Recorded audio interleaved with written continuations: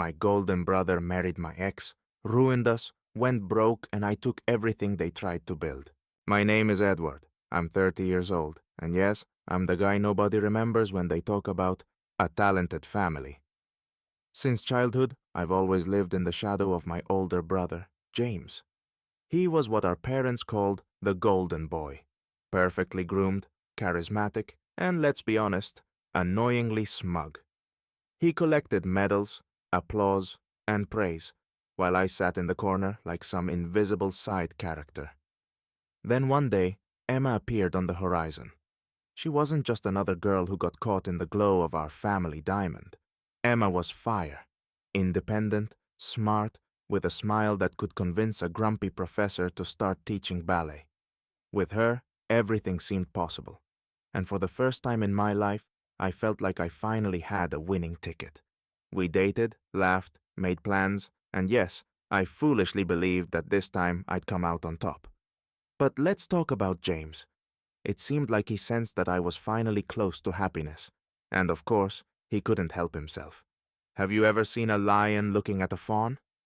That was James, with that same predatory smile.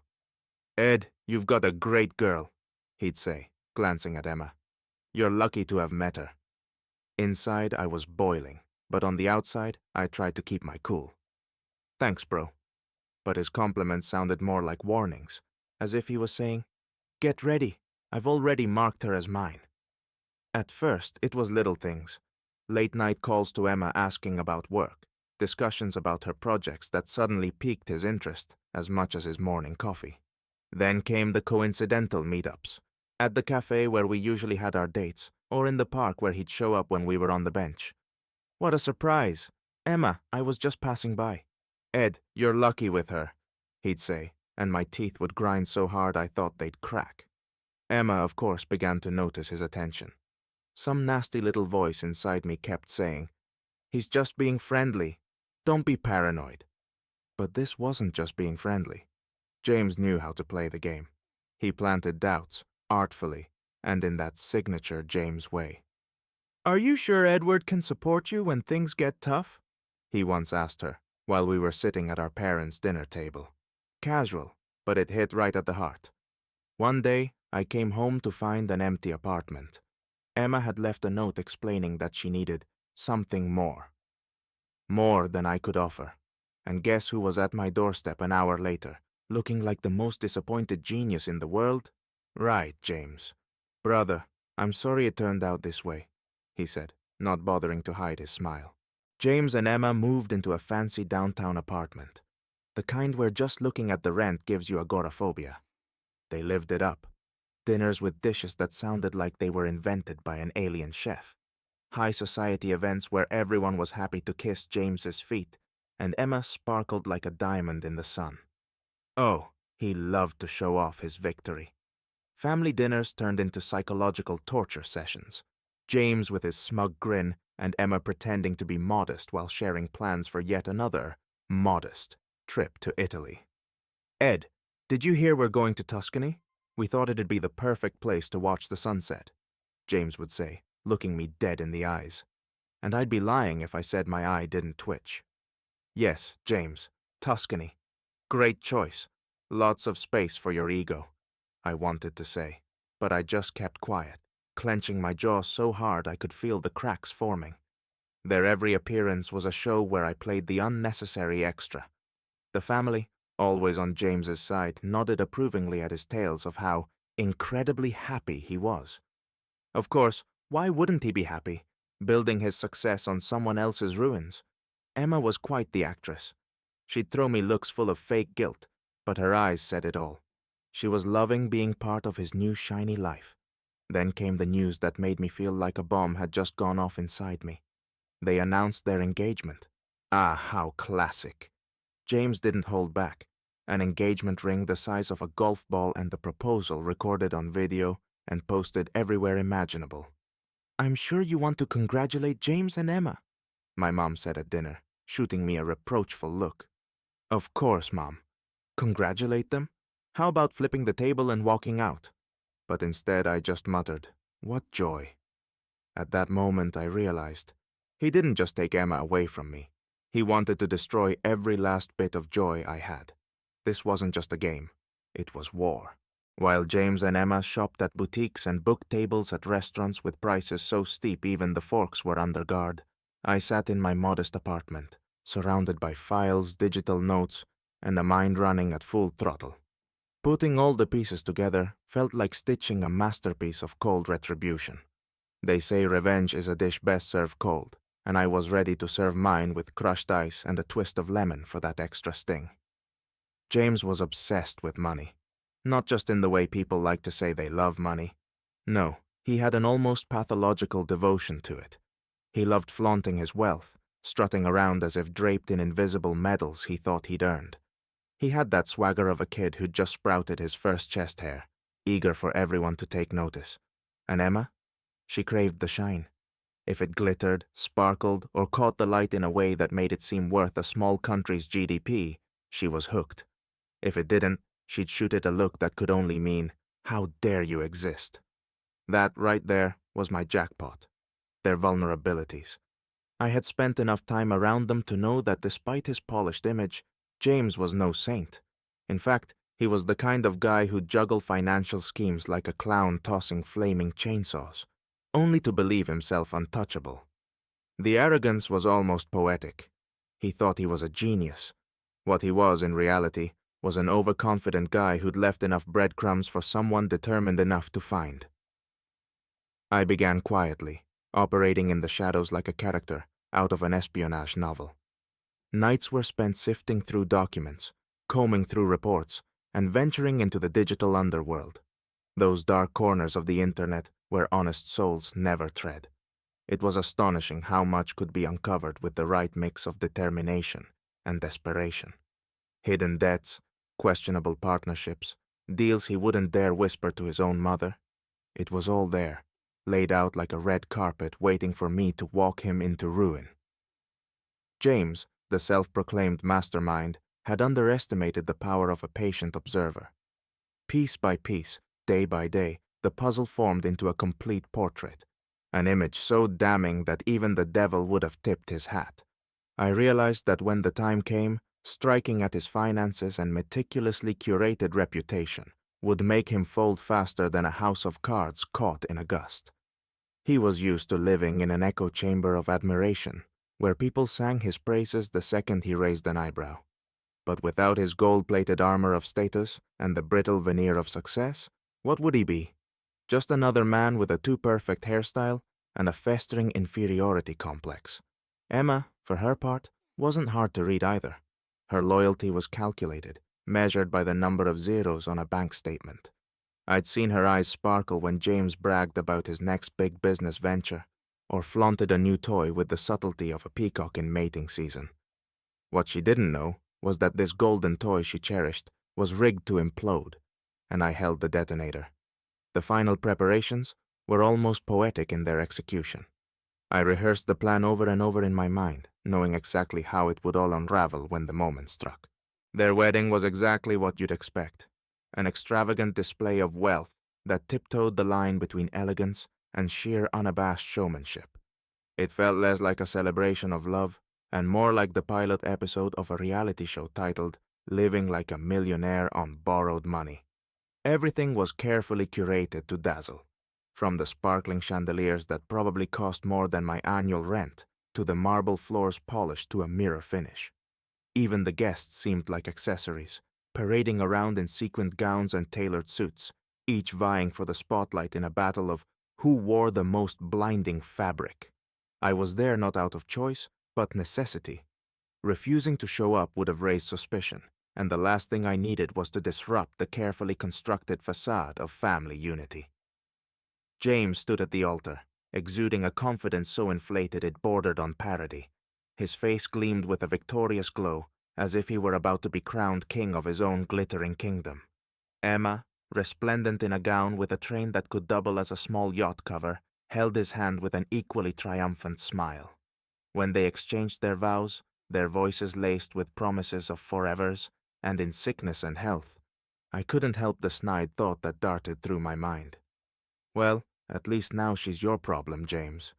Internally, I was a roiling sea of anger and anticipation, but my face remained a mask of calm indifference. I allowed myself only a mental smirk. It's funny, I mused, how quick people are to surrender everything for the illusion of happiness. Then came the moment I had been waiting for, the one where I mentally pulled the trigger. While the guests sipped their overpriced champagne and clapped politely at a dance performance that probably cost more than my car, I knew that the first tremors of chaos were already rolling through cold office hallways miles away. Somewhere in a boardroom, the first whispers about the collapse of James's latest deals had begun to circulate, and the news was spreading faster than wildfire on a dry summer day. Partners who had just yesterday raised their glasses to his success were now frantically reconsidering contracts, dialing lawyers, and hitting the brakes on their associations.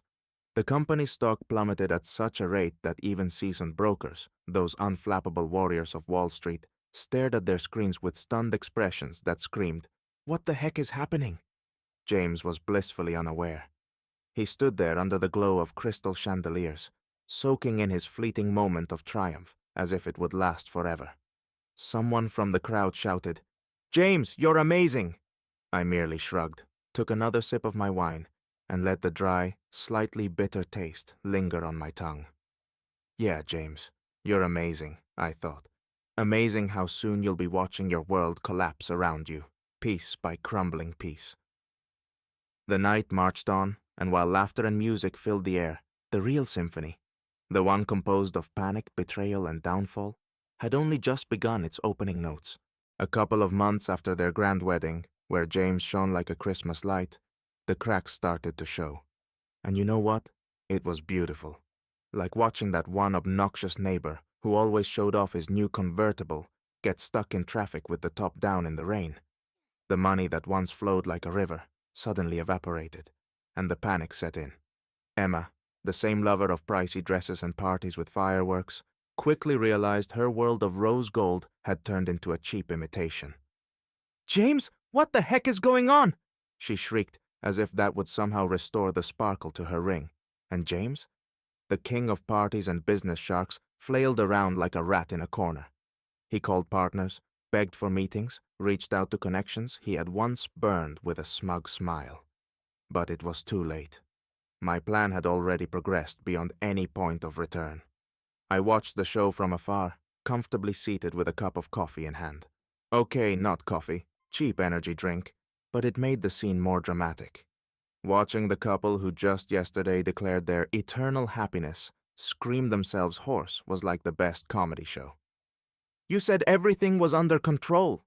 Emma's screeches provided a backdrop as James rummaged through documents, searching for any saving grace, any idea. But it was hopeless. I knew it, they knew it, and anyone watching this tragicomedy would have known it if they weren't so busy with their own lives. This financial blow was just the beginning. I knew that taking away his money would make James weaker than a cardboard box in the rain. Emma, who just days before posed under luxurious chandeliers, as if she were starring in a magazine cover shoot, realized her life with James had become a farce. You know how it is when a bubble pops and leaves nothing but a wet spot on the floor? That's Emma. She was the type of woman who always knew which side to take to win. But this time, she chose the wrong ship, and now it was sinking, drowning in debt and broken promises. She started calling up old friends, the ones she used to share tables with at trendy parties and chat about the latest designer collections. "Hey, Sarah, how have you been? Long time no see. Want to meet for coffee?" She tried to sound cheerful, but there was a desperate edge in her voice. The responses were all the same. A vague, "Oh, sorry, I'm swamped," followed by a pause that reeked of relief. Emma tried clinging to memories and the people who once admired her, but they, sensing her desperation, slowly stepped back, as if avoiding a cat suddenly hissing at its reflection. And James, our golden boy, the king of success, looked like someone who had been spat out by a train and run over again.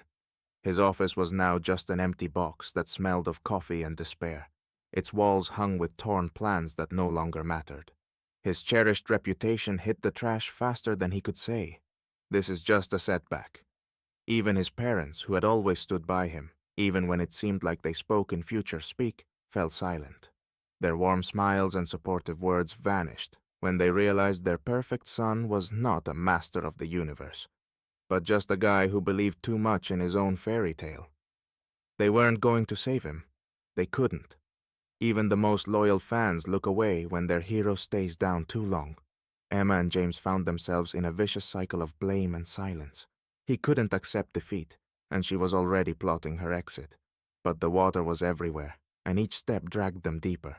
I sat by the window with a cup of tea, watching the city lights shimmer under the evening sky. Below, the sounds of cars, laughter, and life filled the air, background to their downfall. A strange sense of relief spread through my chest. No pity, just quiet, cold satisfaction. Call it what you will, but watching their grand empire crumble brick by brick was, to put it mildly, therapeutic. And then one evening, a knock at the door. I thought it was a late food delivery, but when I opened it, there he was. James. Broken, gaunt, looking like someone who hadn't slept for a week. The same man who used to stride into any room as if he owned it, now stood there like a lost schoolboy at a train station. "Ed, I need to talk." His voice was weak, like the whisper of a ghost. I barely held back from rolling my eyes. Of course he needed to talk. But where was he when I needed something other than his condescending stares? "Come in," I replied, barely holding back a sarcastic smile. He stepped inside, his step soft and unsure. Suddenly, even the air in the room felt heavier. He looked at me, and I noticed his eyes glistening with barely restrained tears. Now that was new. James, who could take any hit, now couldn't handle his own collapse. "I know I was wrong, Ed. I know I took Emma just to prove to myself that I could." His voice trembled, and I nearly laughed. There it was, an admission from the golden boy himself. Who would have thought? "Funny how you realize that only when all the cards are against you," I said, finally letting a smirk stretch across my lips. He froze, unsure of what to say. The defeated figure before me was better than any words, better than any apology. "Ed, I need help." His voice was so quiet I barely heard it. He stood as if facing a wall, waiting for me to open a door to salvation. "Help? James, help is what people get when they're still capable of redemption. You chose your path, and now you're reaping the rewards." I stood up and walked past him, making it clear that the conversation was over. He stood still, listening to every sound as if hoping I'd change my mind. But no, I didn't have an ounce of pity left. I dismissed him, leaving no chance for reconciliation. Emma packed up her designer bags and, with a look that said she was heading on vacation, set off to find a new gold mine. It looked like a scene from a low-budget movie, where the heroine realizes her prince is just a horse without the money. Her departure was swift, like switching channels when you realize you're watching an ad.